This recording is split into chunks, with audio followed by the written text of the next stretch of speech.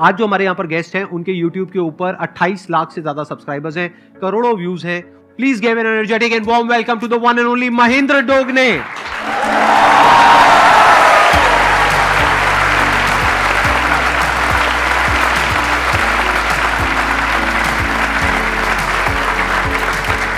Please. मेरा नाम महेंद्र दोगने है और मैं मध्य प्रदेश के सबसे छोटे डिस्ट्रिक्ट हरदा से बिलोंग करता हूँ और अभी भी वहीं पर रहकर सारी चीज़ें कर रहा हूँ, सारे काम कर रहा हूँ। मेरे पिताजी एक मैकेनिक है। मैं सेशन सुन रहा था शायद मनोज का, और उसमें उनके पिताजी शायद बाइसिकल रिपेयर करते थे। राइट। तो मेरे पिताजी जो है बाइक रिपेयर करते थे और अभी भी करते हैं, और मैंने वहीं से शुरुआत की। तो मैंने भी बचपन से लेकर लगभग आधी जवानी तक वहीं पर बाइक भी रिपेयर की है और वहीं से बहुत कुछ सीखा है मैंने। तो आपने अपनी ये YouTube की जर्नी कब शुरू करी, कितने साल हो गए? YouTube की जर्नी मैंने काफ़ी लेट शुरू करी, लगभग 2018, मतलब 1 जनवरी 2018 को हमने कसम खाई थी कि ठीक है अभी फोड़ते हैं, मतलब इस टाइप का थोड़ा सा। तो 4 साल हुए हैं आपको कसम खाए हुए? जी। और सब्सक्राइबर जो है 28 लाख सिर्फ YouTube के एक चैनल पर है। हमारे 2 चैनल है, एक चैनल और है MD मोटिवेशन जो हमने शुरुआत में किया था, तो उस पर है 1.8 मिलियन, इस पर है 2.8 मिलियन। YouTube वाला जो आपने शुरू किया 4 साल पहले, उसके पीछे मोटिवेशन क्या थी, वो कहाँ से आइडिया आया आपको? इंडिया में बहुत ज्यादा मोटिवेशनल स्पीकर उस समय जैसे सर कर रहे थे वैसे नहीं थे। मतलब सर ने भी शुरुआत शायद 2011-12 में की थी आपने? 12 में करी। तो उससे पहले मैं एंथोनी रॉबिन्स को बहुत सुना करता था। तो एक दिन मैं सुबह सुबह देख रहा था कि एक वीडियो आया मेरे सामने, 2012 की शायद वो बात है, और वो वीडियो संदीप भैया का था, जो कि मैंने देखा और मैंने कहा अरे इंडिया में भी ऐसा कोई कर रहा है या कुछ तो हो रहा है ऐसा। जब भैया ने ये वीडियो डाली उसके बाद समझ में आया कि अच्छा, और ऐसा होता है कई बार कि जब आप छोटे होते हैं तो कोई ना कोई एक व्यक्ति ढूंढ रहे होते हैं, आइडल ढूंढ रहे होते हैं, ऐसा भी कह सकते हैं हम, कि कोई व्यक्ति एग्जैक्टली कुछ कर रहा है क्या वैसा। तो मुझे दिखा कि अच्छा ये कर रहे हैं, तो मैंने सोचा क्यों ना मैं भी करूं, और मैंने डिसाइड किया कि finally I am ready to be a life coach और मोटिवेशनल स्पीकर। कितने टाइम बाद आपको सक्सेस मिली सिर्फ YouTube पे? 3 से 4 महीना लगा था मुझे, क्योंकि अच्छा। मुझे बहुत ज्यादा कॉन्फिडेंस था कि ऐसे लोग यदि मार्केट में चल रहे हैं तो मैं तो बहुत अच्छा फोड़ सकता हूँ। ऐसे आपने उधर इशारा क्यों किया, मेरी तरफ क्यों किया? आपके जैसा नहीं। ऐसे लोग अगर चल रहे हैं ऐसे तो पता नहीं क्या कर सकता हूँ। नहीं, ऐसे लोग नहीं सर। मैंने तुरंत मोटिवेशनल स्पीकर बनने के बारे में नहीं सोचा। मतलब मुझे पता था कि पोटेंशियल है मेरे अंदर, और मुझे बोलना बड़ा अच्छा लगता था। मतलब मैं जब बोलता था तो लोग सुनते थे, और वो जो कनेक्शन होता था, जैसे भैया करते हैं कि जब आप भैया बोलते हैं और आप लोग हंसते हैं तो इनके अंदर क्या फील हो रहा होगा वो आप सोच भी नहीं सकते हैं, है ना। और हर बार वही चीज इनको यहां पर आने के लिए मोटिवेट करती है, या वही चीज इनको एनर्जी देती है, पावर देती है। तो वही सेम फीलिंग मेरे साथ भी होता था कि जब मैं स्टेज पे होता था, छोटे छोटे स्टेज थे उस समय, जब मैं कोचिंग चला रहा था तो बहुत छोटा स्टेज होता, 200-300 बच्चे बैठते थे वहां पर, लेकिन जब वो हंसते थे मेरी बातों पर, इंजॉय करते थे उस बात को और डीप चले जाते थे। मतलब जो लास्ट सेशन हुआ था मेरा अभी 2-3 महीने पहले, यदि मैं उसका टाइमिंग बताऊंगा तो आप आश्चर्यचकित रह जाएंगे। मैं 6 घंटे स्टेज पे था, सिर्फ 15 मिनट का ब्रेक लिया था और कोई भी जाने को तैयार नहीं था। क्या बात। तो 6 घंटे मैंने रेगुलर बोला है। तो 6 घंटे कोई व्यक्ति किसी को सुन सकता है क्या? किसी का गर्लफ्रेंड या बॉयफ्रेंड होंगी तो वो भी बोर हो जाते हैं, अरे पका मत ना, अभी रखना फोन, इतना क्या है ना। एक समय में बात करने के बाद शुरू में तो बड़ा मजा आता है, हाँ हेलो जानू।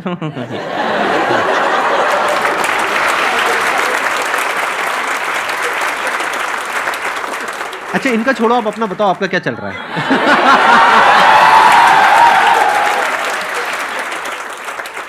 आपका भी क्या स्टेटस है? मेरा स्टेटस सिंगल है और मैंने शादी नहीं की है। Ready to mingle? नहीं। अच्छा। ओके, हाँ। क्योंकि मैंने जो है अपने ये जो मैंने अभी लक्ष्य रखा है अपने लिए और सोसाइटी के लिए, उससे ही अभी तो मैंने शादी कर ली है। और लक्ष्य क्या है? तो लक्ष्य के अंदर ये 5 उंगलियां हैं। यदि 5 उंगलियां आपने क्लियर कर ली अपनी लाइफ में, तो आप जितनी भी हमारे सेशन सुनते हैं शायद आपको उनको सुनने की जरूरत नहीं पड़ेगी, और आप अपनी लाइफ में वहां होंगे जहां आप एक्चुअल में पहुंचना चाहते हैं। तो ये 5 फिंगर्स क्या है, मैं बहुत सिंपल तरीके से बता देता हूं। सबसे पहले इस पहली फिंगर को कंप्लीट करना है, और ये पहली फिंगर है वो आपकी हेल्थ की है। आप सारी चीजें भूल जाओ, सबसे पहले अपने हेल्थ का स्टेटस पता लगाओ कि आपकी हेल्थ कैसी है। हेल्थ ठीक नहीं है तो कुछ भी नहीं है।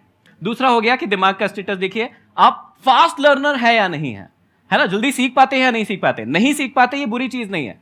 मैं भी 7th में सप्लीमेंट्री लिया बैठा हूं, मुझे भी 9th में फेलियर मिला है, लेकिन इसका मतलब ये नहीं है कि मैंने बाद में उसको सीखा नहीं कि कैसे सीखा जाता है। जो लोग कहते हैं ना कि हम बुद्धू हैं, हमें समझ नहीं आता, बहुत गलत सोचते तुम लोग। ये वाला उंगली जो है ना उसको क्लियर करो कि फास्ट लर्नर कैसे बनते हैं, ये सीखो। पहला हो गया फिजिकली फिट, दूसरा हो गया मेंटली फिट, तीसरा जब ये दोनों उंगलियां कंप्लीट हो जाए तो भी काम नहीं चलेगा जब तक आप इमोशनली अपने आप को फिट नहीं करेंगे। आपके इमोशंस पर आपका कंट्रोल होना चाहिए, कब गुस्सा आना चाहिए कब नहीं आना चाहिए हमारे हाथ में नहीं है, लेकिन जब आ जाए तो उसे कैसे बैलेंस करना है ये हमारे हाथों में होता है, और ये हम बहुत अच्छे से सीख सकते हैं। जब ये तीनों उंगलियां कंप्लीट हो जाती है और आपके पास पैसे ही नहीं है, मतलब चौथी उंगली नहीं है, तो ये तीनों उंगलियां किसी काम की नहीं है, चौथी उंगली को क्रिएट कीजिए, मतलब वेल्थ बनाइए अपनी, फाइनेंशियली फ्री होइए, और उसके बाद जब ये चारों चीज हो जाए तब आइए और समझिए जो जीवन है एक्चुअल में वो क्या है, मतलब जो स्पिरिचुअल जर्नी हम कहते हैं। और जब ये पांचों उंगली आप बनाएंगे तब बनेगी एक मुट्ठी, और उससे आप जीवन में फिर कुछ भी कर सकते हैं। बहुत बढ़िया।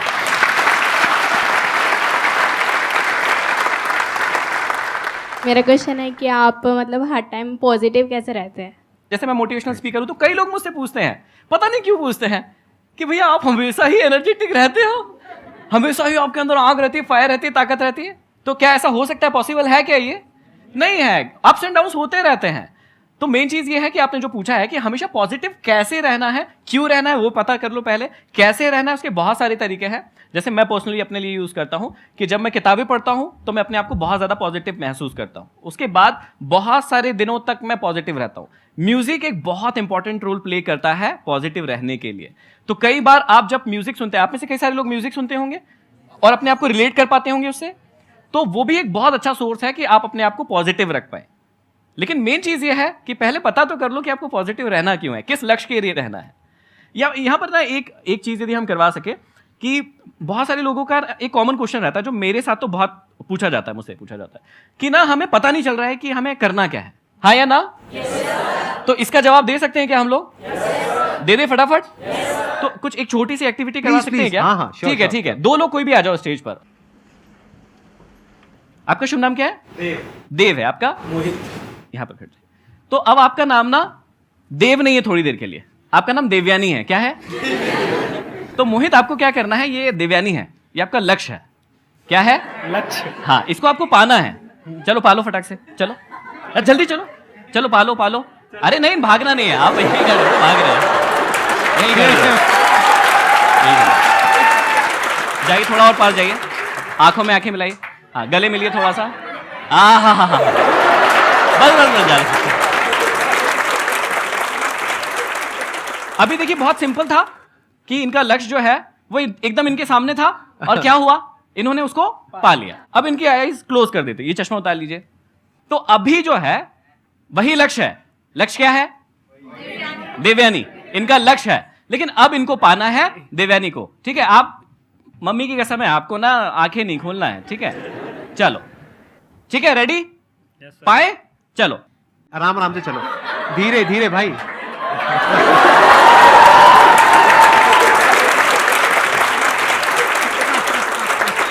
तो यहां पर कुछ बात समझ में आ रही है कि जब हमारे सामने एकदम लक्ष्य होता है तो एग्जैक्टली हम देख पाते हैं कि हमें कहां जाना है। लेकिन जब हमें पता ही नहीं होता है कि हमें जाना कहां है, तो फिर हमें बहुत सारे एफर्ट्स लगाना होता है, जैसे इनके केस में हुआ होगा। लेकिन इनको तो पता था कि किधर घुमाया। जैसे ही थोड़ा सा बड़ा स्टेज होता है, जब मैं ये वाली एक्टिविटी करवाता हूं, तो व्यक्ति कंफ्यूज हो जाता है कि उसको कहां जाना है। तो थैंक यू वेरी मच, आप लोग जा सकते हैं प्लीज। Thank you. तो एक्चुअली में मैं समझाना ये चाहता हूं कि भैया आपको पता होना चाहिए कि आपको जाना कहां है। जब तक खुली आंखों से आपको पता नहीं चलेगा कि ये आपका लक्ष्य है, तब तक आप ये जो प्रॉब्लम आ रही है ना आपकी लाइफ में कि कैसे मोटिवेट रहना है, कैसे हमेशा पॉजिटिव फील करना है, ये सब होता रहेगा। लेकिन जब आपको पता चल जाता है कि आपको जाना कहां है, फिर ना आपको किसी भी क्वेश्चन के जवाब की कोई जरूरत नहीं होती है। सारे जवाब आपके पास खुद ब खुद आ जाते हैं या आप ढूंढ लेते हैं। मेरा क्वेश्चन ये है सर, जो कम्युनिकेशन स्किल्स होती हैं, हमारे आसपास ऐसा एनवायरनमेंट हमें नहीं मिल पाता है और काफ़ी दूर तक नहीं होता है, तो उसको अगर हमें वर्क करना है उस पर, तो उसको हम कैसे सही कर सकते हैं? जैसे उन्होंने कहा कम्युनिकेशन स्किल्स, तो मुझे शायद आपका वो वीडियो ही याद आया जिसमें आपने बहुत डिटेल में और शायद सिखाया है, और शायद वो एपिसोड 1 2 3 4 3 या 4 एपिसोड्स हैं। हाँ, तो पूरा एपिसोड्स है। तो पहली बात जो इन्होंने कही वो शायद यहीं पर, मतलब मुझे ब्लेम नहीं करना चाहिए, लेकिन यहीं पर गलत हो गई कि सोसाइटी में कोई सिखाता नहीं है, क्योंकि ऑलरेडी मतलब आसपास ऐसा कोई वो नहीं है, माहौल एनवायरनमेंट नहीं है। ये कह रहे हैं कि हमारे आसपास में जो लोग हैं वो ऐसे नहीं है कि उनसे बात कर सके।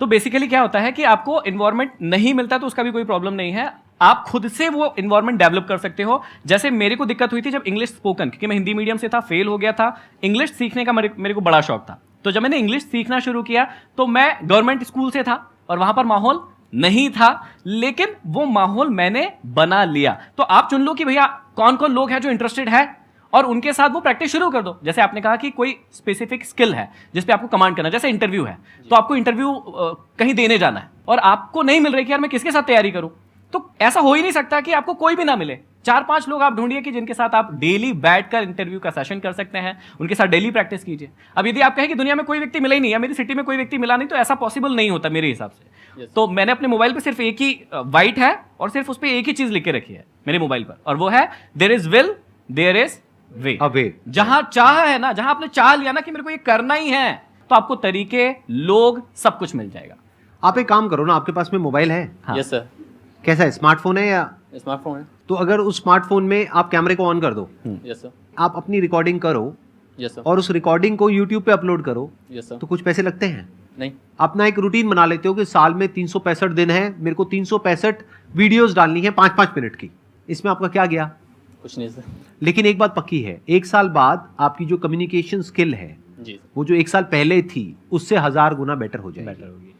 यूट्यूब पे सक्सेस मिलेगी नहीं मिलेगी कुछ नहीं कहा जा सकता, लेकिन आपकी कम्युनिकेशन स्किल बेटर हो जाएगी।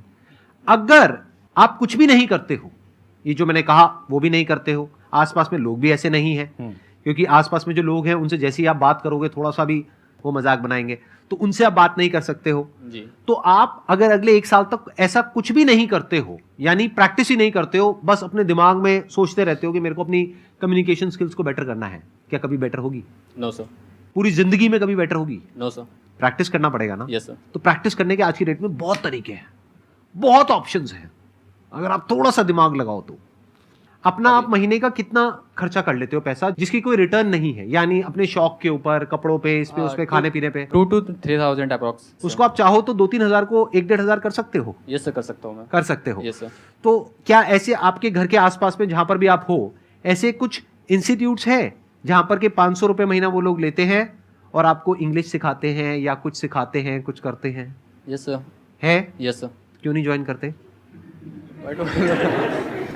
मैं एक बार गया भी था, मैं ज्वाइन करने का ट्राई भी किया था, मैंने लिया था, तो वहाँ पे उन्होंने क्या किया, पब्लिकली बैठा लिया सामने और एकदम मतलब बिना किसी उसके बोल दिया बोलो यहाँ बैठकर, तो थोड़ा सा मतलब एकदम पब्लिक में आपको 50-60 लोगों के बीच में एकदम बैठा के बोलने को कह दिया, तो थोड़ा वो रहता है ना। तो यही तो आप चाहते यही हो। तो चाहते हैं। आराम से सोचो, समझने की कोशिश करो। यहाँ पे आपको बहुत सारे कॉन्ट्रडिक्शंस नजर आएंगे अपनी थॉट प्रोसेस में, अगर ध्यान से समझ पा रहे हो तो। आप लोगों को समझ आ रहा है ना मैं क्या कह रहा हूँ? Yes sir. ये गए एक इंस्टीट्यूट में, वहां पर गए और ये क्या कह रहे हैं, पहले तो कह रहे हैं मेरे को अपनी कम्युनिकेशन स्किल्स इंप्रूव करनी है, मेरे को एक ऐसा माहौल नहीं मिल रहा है, फिर कह रहे हैं एक ऐसा माहौल मुझे मिला, 50 लोगों के बीच में बिठाया, जो 50 लोग एक्सपेक्ट कर रहे थे क्योंकि उनका भी नंबर आने वाला था बोलने का। ट्राई टू बी कि भैया कैसे आप लोगों को अपनी, और मतलब ये भी कोर्स है अपने आप में, बहुत बड़ा कोर्स है कि भाई लोग आपकी बात सुने। आप यहाँ पर भैया को सुनने आए हो, मुझे सुनने आए हो, तो ये भी अपने आप में एक आर्ट है, एक स्किल है, तो उसको सीख लो ना। जब आपकी बात कोई नहीं सुनता है तो अपने आप से प्रश्न करो कि वो क्यों नहीं सुन रहा है, आपकी बातों में ऐसा क्या नहीं है जो वो आपको नहीं सुन रहा है, और दूसरों की बातों में ऐसा क्या है जो उसको सुन रहा है। आपको मेंटली पहले प्रिपेयर होना पड़ेगा कि अगर मैं जाऊंगा अपनी कम्युनिकेशन स्किल्स को बेटर करने के लिए तो मेरा बहुत मजाक बनेगा, मैं उसके लिए तैयार हूं। अगर नहीं हो तो बेटर कभी नहीं होगी।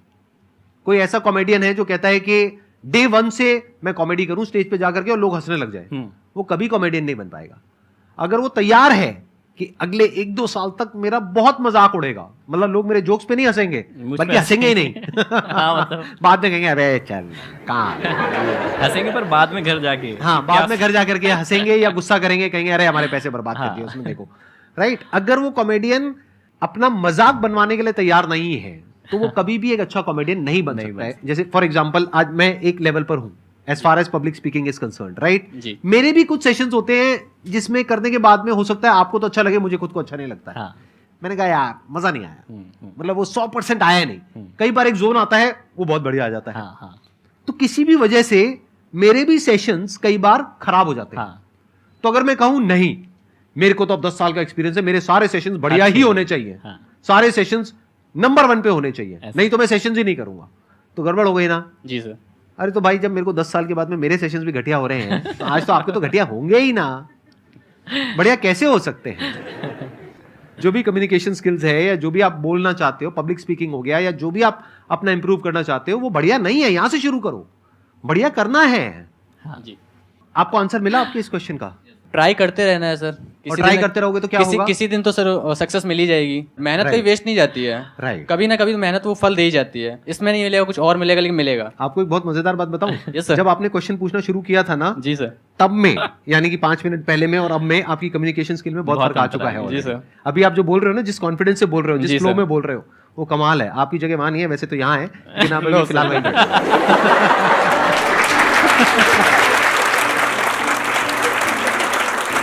Thank you so much for coming. Thank you, sir. It means a lot to me and to everybody here. Thank you. I'm sure आप लोगों को बहुत कुछ सीखने को मिला होगा.